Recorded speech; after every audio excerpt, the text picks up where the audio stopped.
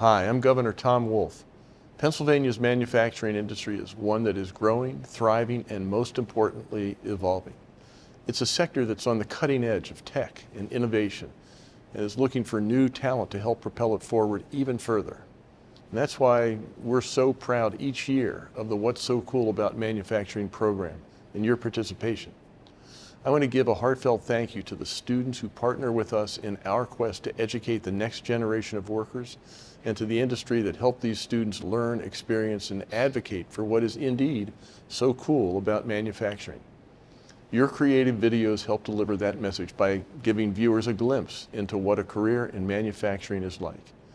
Your viewers hear directly from employees about a typical workday, and they learn why investing in training is helping manufacturing to grow. My administration's PA Smart initiative is providing new funding to prepare students for in-demand careers. We are investing in science and technology education. We're partnering with businesses to expand apprenticeships and increasing job training opportunities.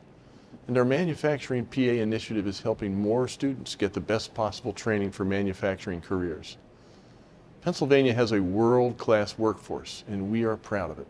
So thank you for showing the country and the world what's so cool about manufacturing and what's so cool about manufacturing in Pennsylvania.